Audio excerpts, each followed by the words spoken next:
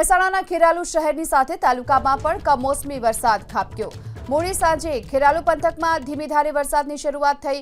માવઠાના કારણે ખેડૂતોની ચિંતામાં વધારો થયો છે। આ તરફ લગ્નનો માહોલ છે અને તેની વચ્ચે કમોસમી વરસાદે હાલ લોકોની ચિંતા પણ વધારી છે।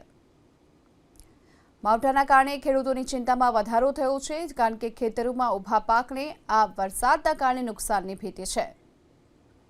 તો આ તરફ સાબરકાંઠામાં પણ કમોસમી વરસાદ ખાબક્યો। પોશીના તાલુકામાં સતત ત્રીજા દિવસે પવન અને ગાજવીજ સાથે વરસાદ વરસ્યો।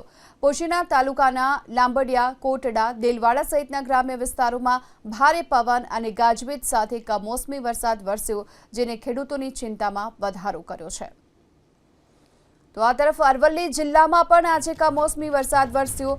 ભિલોડા તાલુકામાં ધોધમાર વરસાદ નોંધાયો। ભિલોડા તાલુકાના મકરોડા, ડોડીસરા, દદાસણ, જયસિંહપુરા, રતનપુર અને શામળપુર સહિતના ગ્રામ્ય વિસ્તારોમાં પણ વરસાદ નોંધાયો છે। જો કે યાત્રાધામ શામળાજીમાં પણ ભારે પવન સાથે વરસાદ વરસ્યો। શામળાજીની બજારોમાં પાણી ભરાયેલા જોવા મળ્યા। આજે વહેલી સવારથી અરવલ્લીમાં ઉકળાટભર્યું વાતાવરણ હતું અને બપોર થતાની સાથે જ કમોસમી વરસાદની શરૂઆત થઈ, જેના કારણે વાતાવરણમાં ઠંડક પ્રસરી। વરસાદના કારણે બાજરી, મકાઈ સહિતના પાકને નુકસાનની પણ ભીતિ છે।